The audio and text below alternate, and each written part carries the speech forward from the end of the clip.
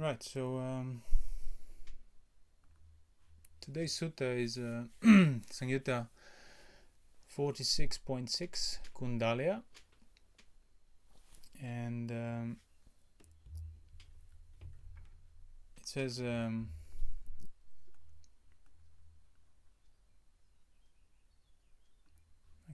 that's all in order.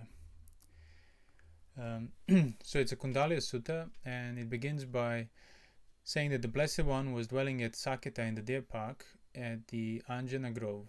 The wanderer Kuṇḍaliya approached the Blessed One and exchanged greetings with him. Once they concluded the greetings and cordial talk, he said to the Blessed One, Master Gautama, I'm the one who stays around the monastic parks and frequents assemblies. After the meal, when I have finished my breakfast, it's in my custom to roam and wander from park to park, from garden to garden.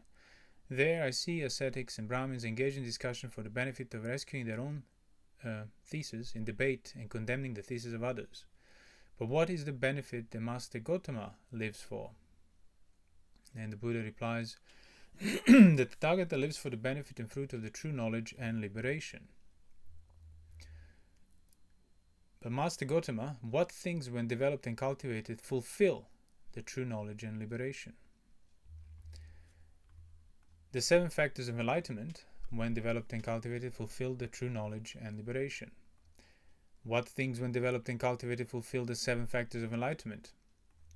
The 4 establishments of recollection, Kuṇḍaliya, when developed and cultivated, fulfill the 7 factors of enlightenment. But Master Gautama, what things when developed and cultivated fulfill the 4 establishments of recollection? 3 kinds of good conduct, Kuṇḍaliya, when developed and cultivated, fulfill the 4 establishments of recollection. What things when developed and cultivated fulfill the 3 kinds of good conduct? And the Buddha says, well, when developed and cultivated, it's restraint of the sense faculties that fulfills the 3 kinds of good conduct. And then the Buddha begins to explain from that beginning how is the restraint of the sense faculties developed and cultivated so that it fulfills the 3 kinds of good conduct. So it says here, Kuṇḍaliya, having seen an agreeable form with the eye, a bhikkhu does not covet for it, or delight in it, or generate lust for it. His body is steady, and his mind is steady, inwardly well settled and well freed. Having seen a disagreeable form with the eye, he is not dismayed by it, not daunted, not dejected, without ill will.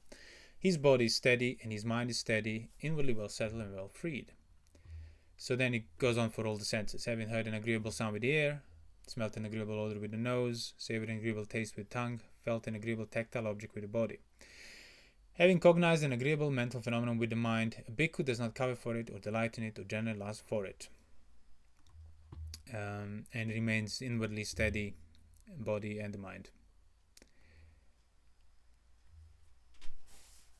So it says, when Kuṇḍaliya, after he has seen the form with the eye, a bhikkhu body is steady and his mind is steady, inwardly well settled and well freed in regard to the both agreeable and disagreeable forms, and then sound, smell, taste, touches, and phenomena. A bhikkhu body is steady, his mind is steady, inwardly well settled. Then his restraint of the said sense faculties has been developed and cultivated in such a way that it fulfills the 3 kinds of good conduct. So you could see how through perfecting the sense restraint, obviously we're going to go into details on how to do that, perfecting the sense restraint fulfills the 3 kinds of good conduct. As in, you don't really need to add much more on the top of the sense restraint. If you do it in regard to the 6 senses rightly, and do things on the right level, the 3 kinds of good conduct will align themselves, to put it that way. So you wouldn't have to then start behaving properly, so to speak. So how then the 3 kinds of good conduct that you can now discern being fulfilled on account of proper sense restraint, how could you cultivate them so that they fulfill things further? Such as fulfill the 4 establishments of recollection, the Satipatthana. It says here, Kuṇḍaliya, having abandoned the bodily misconduct, the bhikkhu develops good bodily conduct. Having abandoned verbal misconduct, he develops good verbal conduct. Having abandoned mental misconduct, he develops good mental conduct. It is in this way that the three kinds of good conduct are developed and cultivated, so they fulfill the four establishment of recollection. Yeah, let's go through Satipatthanas and then I can address the other questions. So how are the four establishments of recollection developed and cultivated? They fulfill 7 factors of enlightenment. So a bhikkhu abides maintaining perspective of the body concurrently with the body, or commonly translated, contemplating body within the body. Ardent, clearly comprehending, recollected, having removed covetousness and displeasure in regard to the world. So, as you can see, in order to practice the Satipatthana correctly, that requires the fulfillment of 3 types of good conduct, i.e. purification of your virtue, of your behavior by body, speech and mind. Not just, keeping the precepts or something and not making any further effort to mentally uproot the things, or at least endure them on the right level, on that mental level, when like thoughts of sensuality or ill will arise and similar. So what this illustrates is like what many of those short suttas in Satipatthana Sangha, I think there are like half a dozen of them, one after the other, where it says basically how to practice Satipatthana. And it says, you practice Satipatthana on top of the being established in virtue, being fully bringing your virtue to fulfillment and purification. In other words, there is no practice of Satipatthana unless you would have already, maybe not necessarily fully realized Sotapatti, but certainly established in your virtue properly. Not just, I adhere to the precepts because the authority laid them upon me, but more like I train in the precepts by body, by speech and the mind. That's the core of the training. Very much what the sutta describes. I mean, it started by saying liberation, like complete enlightenment, is predicated upon 7 enlightenment factors, which is predicated upon upon Satipatthana, which is predicated upon right conduct of the body, speech and mind, which is predicated upon sense restraint. So liberation is predicated upon sense restraint. It's not a separate thing. That's why it's like, as I said, even as the sutta says, it fulfills the next step. In other words, if you just stick to sense restraint and keep refining the same principle on the body, speech and mind level, you will be liberated. You could forget everything else in between that the sutta says. Because there were cases in the suttas exactly that, when monks and nuns approached the Buddha and all they heard in terms of instruction was abandon everything it's unwholesome by body, speech and mind, and cultivate everything is beneficial by body, speech and mind. And that was enough for them. So they stuck to it, and it would have saturated all the necessary levels, to put it that way. But obviously, there are stages to be discerned in between, but it's not like that when the mindfulness, the Satipatthana stage begins, you can forget about the virtue and you can forget about the sense restraint. Simply through practicing sense restraint, you would be recognizing now existing stage of Satipatthana in you, which all points to the fact that if you have not been practicing sense restraint, withdrawal from sensuality, celibacy, the precept, virtue, that whole thing, there is no Satipatthana, regardless of what modern Theravada tells you. Because you'll often hear like, no, anybody who has any idea of what body within the body or feeling within the feeling or any Satipatthana means, any idea you get about it, do that. That's Satipatthana. Well, not according to this sutta or most of the other suttas. First, in order to have it applicable to you, you need to work your way towards it. So unless you are already investing lots of effort in purifying your behavior, your intentions, body, speech and mind, no amount of attempts at Satipatthana will translate into actual Satipatthana. Putting aside the whole ridiculous notion of being a form of mechanical technique, let's not even get into that. But even if, say, you're trying to be mindful correctly, not in terms of Visuddhimagga technique, you still won't have a basis for it because the virtue is not there. Why is the virtue not there? Well, because you're still giving into your senses. Why are you still giving into your senses? Well, because you haven't realized, haven't integrated sufficiently enough the value of sense restraint, the importance. You still think it's optional. You still think it's negotiable when it comes to the practice. And that's basically a grave error in terms of, because you will end up spending years of thinking you're practicing when you're not. As simple as that. So when the virtue is established, when one is pretty much aligned with the right view in terms of purification from the unbeneficial actions by body, speech and mind, enduring things on the right level, then you can be recollecting. You could be maintaining the perspective of the body concurrently with the body, mind concurrently with the mind, phenomena and so on. Because in order to do Satipatthanas, as this sutta says, and there are other suttas as well, they even more explicitly state, you need to be free from 5 hindrances. Not temporarily suppressed, but actually fully withdrawn from. Kind of the same prerequisite like for the jhana. And that's exactly what this passage here, what this sentence means. Having removed covetousness and displeasure in regard to the world. So in regard, what is the world? Well, the world is basically your 6 internal sense bases with its 6 external counterparts. So anything that you can see, hear, smell, taste, touch, think, and background to that, it's the world. And now you would have steadied your mind in terms of covetousness and displeasure, any resistance, so you could see what level of training has already been accomplished, so that Satipatthanas are fulfilled, as the sutta say. So it's completely upside down, this idea that anybody can do Satipatthana because it helps you in this way or that way.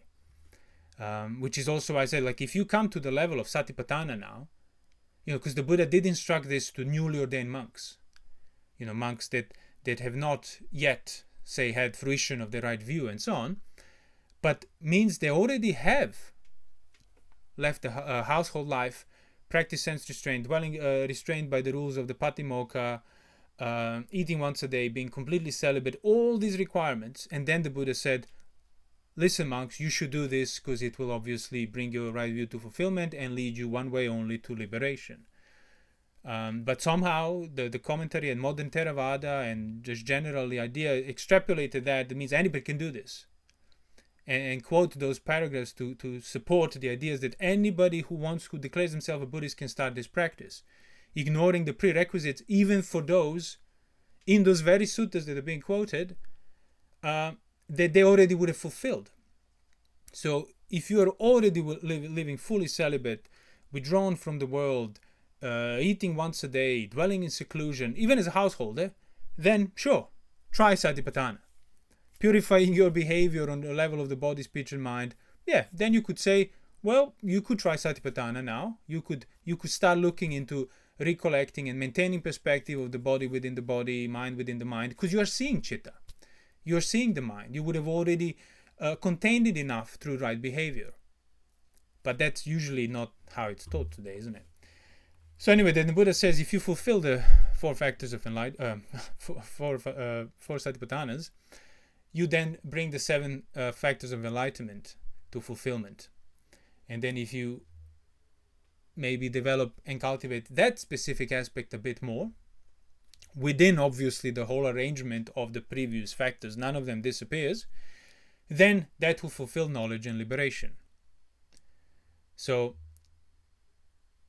here Kuṇḍaliyā, a bhikkhu develops the enlightenment factor of recollection, which is based upon seclusion, dispassion, cessation, maturing and release, i.e. leading you towards Nibbana. Investigation of phenomena, energy, joy, calm, samadhi, composure. So samadhi is a result of the right practice, of the right build-up. It's not something you just do to get the right build-up. So he develops and then finally he develops the enlightenment factor of equanimity, which is based upon seclusion, dispassion, cessation. So cessation of attachments, dispassion, seclusion from everything unwholesome, maturing and release means maintaining that sufficient amount of time so that it leads you to nibbana. So it's not a momentary thing or like a quick in and out or something. So in this way, when the 7 factors of enlightenment are developed and cultivated, they fulfill true knowledge and liberation. And then Wanderer Kuṇḍaliyasutta was very impressed, said, magnificent. The Dhamma has been made clear in many ways by Master Gautama as though he were turning upright what has been turned upside down, revealing what was hidden, showing the way to the one who was lost, holding up a lamp in the dark. I go for the refuge, and so on. So so as I said, the in the beginning, you could see the pattern, say the structure of the sutta, and it's pretty much the gradual training, as it always is, as it always has to be. So the sequence of this training is not really optional, as I said, despite what contemporary kind of Buddhism will try to tell you. The vast majority of the suttas, well, all of them if you read them rightly, but say if somebody who reads them who's like neither here nor there in terms of their views, the vast majority of the suttas clearly outlines what needs to be done and repeats it over and over and over again. As I said, most of the Satipatthana suttas in that Samyutta Nikaya, then there's that Majjhima Nikaya sutta where a young monk was talking to a king, and then he couldn't kind of instruct him rightly, to a young prince, and then the Buddha told him that simile about being on top of the mountain and another friend is at the bottom of the mountain, and then the friend at the bottom of the mountain can't have the same sight and views as the one on the top, but if he decides to climb up and go all the way up, he will share the same view, implying that you need to start to do this in order to understand it. You can't just from the position of being immersed in sensuality, because that's what it says, that prince was like intoxicated with his wives and harems and whatnot, and it's like there's no way he could have understood what this monk was sort of telling him about. And in that sutta, the Buddha outlines the gradual training, and part of that includes Satipatthana, which basically quite clearly states when the bhikkhu is like fully established in virtue, withdrawn, impeccable sila, sense restraint, body, speech and mind, solitude, then Satipatthana, free from hindrances, then Satipatthana can be discerned as another layer that now you can develop on its own.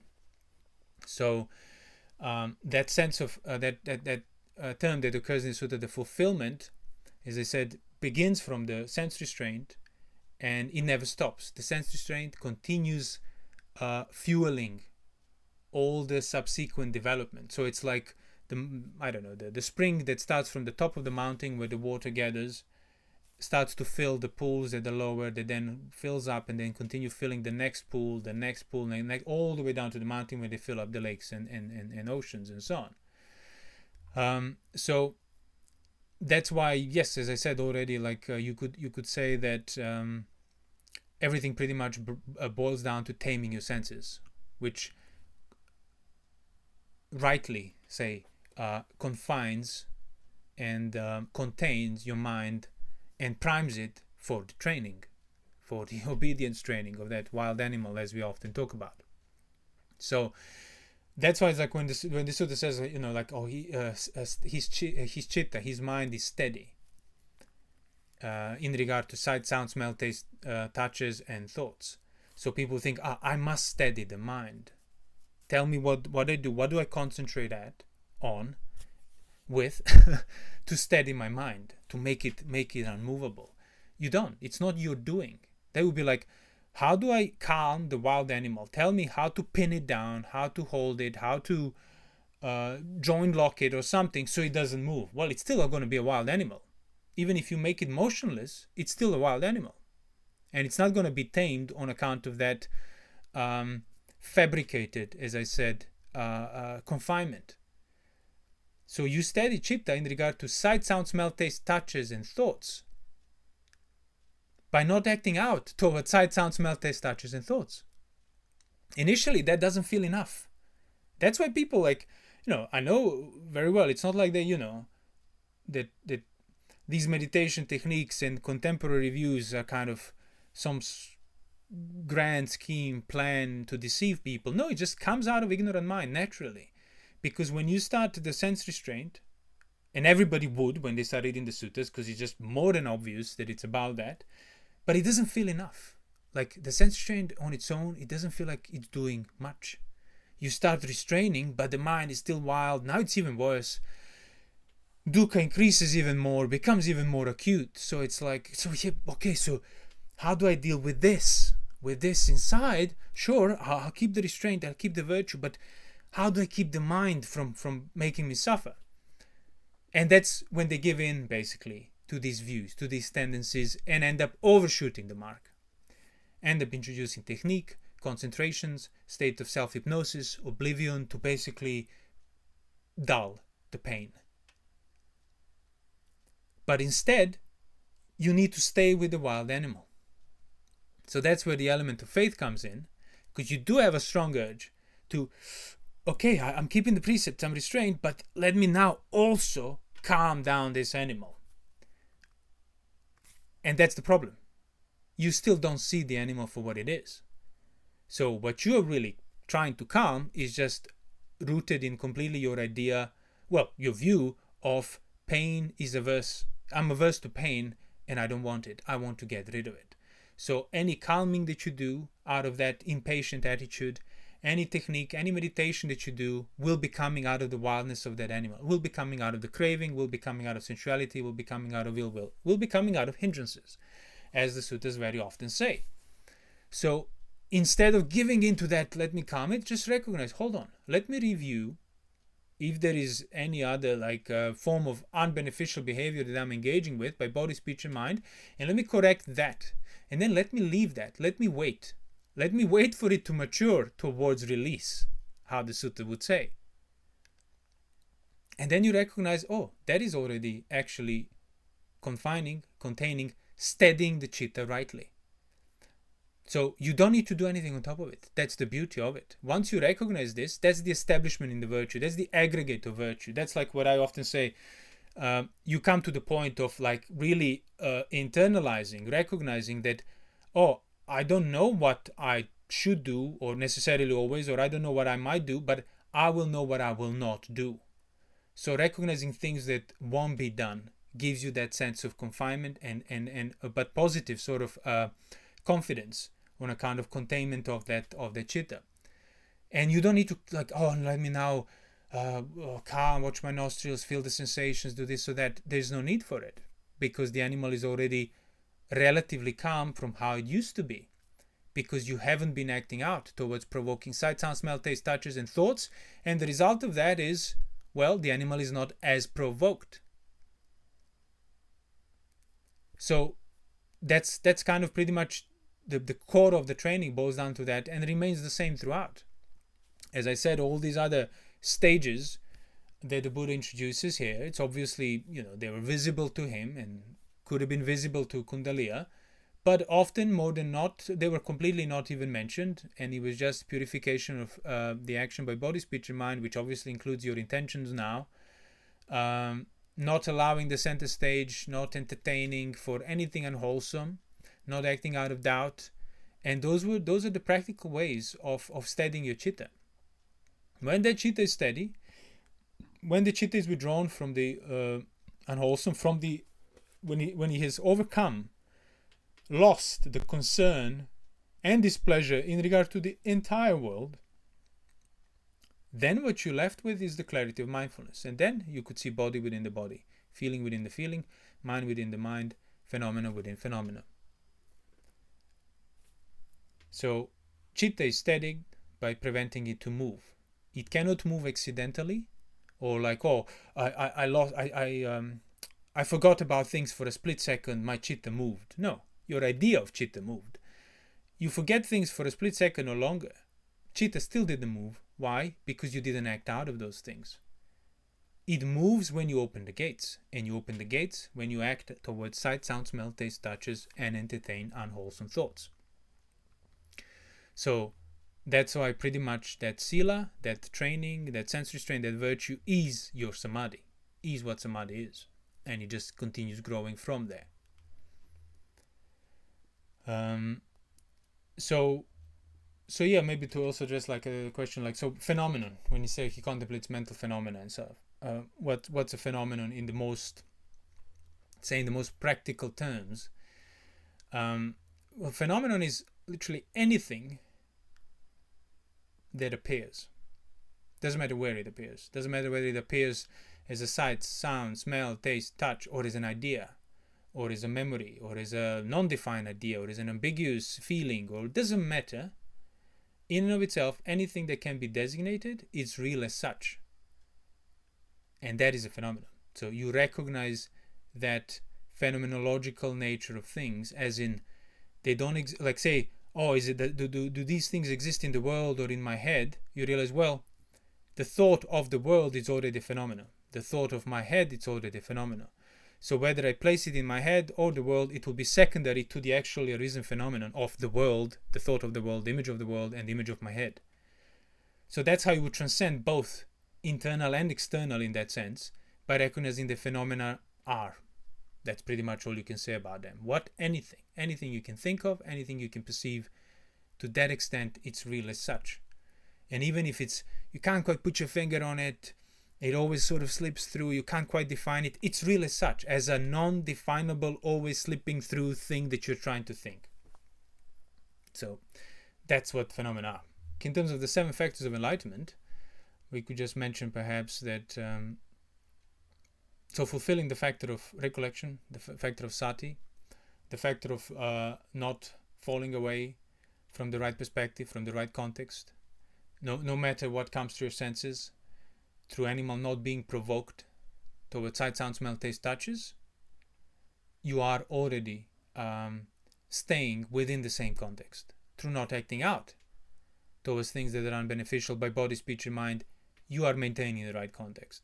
So that's what I said, like once you start recognizing this, you realize, oh, this is quite good because it's effortless. I don't need to do anything on top of it to develop the factor of sati or to keep it together. I must concentrate. Oh, accidentally, I lost it. It slipped my mind. You just need to not intentionally choose to go against the principles that you would have been developed. So there's loads of room for breeding, so to speak. So same investigation of phenomena, investigation of the nature of things, as you have to say, especially when you pick the specific, universally kind of relevant phenomena, such as tanha, craving, ownership, like all these subtle background things that kind of, manifest but cannot be quite coarsely defined. All those things become discerned. Even your own mind, chitta, signs of your mind. It's a form of seeing basically chitta, the animal, as an actual living phenomenon that lives neither here nor there, so to speak, not in the world of the senses nor in your point of view, but it's kind of there in between, real as such. That's the point. People can think about the chitta, but for them they either place it it's in my head or it's in the world. As I said, they already pervert the order by thinking it second to what it actually is. So you need to, and there is no amount of thinking that you can do that will reveal it for you, unless that thinking, it's paired, based upon, comes out of virtue and sense restraint. So that's, as I said many times before, that's what allows that new dimension, new perspective, new point of view to kind of be built upon internally. So then, obviously, once the clarity is developed through the investigation of phenomena rightly, energy arises. Energy brings the joy and pleasure that results in calm, passaddhi, and that results in samadhi, composure, which then obviously all kind of culminates in the factor of immovability, complete equanimity and dispassion. So you could see again how completely upside down the modern views are of, I'll just pick this composure, the 6th factor that's kind of predicated on 5 factors before, and 3 right behavior, 4 foundations of mindfulness before that, and 3 right behaviors before that, and full-on sense restraint perfection before that. No, I'll just pick the samadhi, and any physical kind of sensations that I would have sort of become familiar and have affinity towards, I'll do that to calm me, to pacify me, and then everything else we kind of re-emerge somehow in retroactively. Yeah, well, good luck with that. So So I think that that concludes the sutta part, really.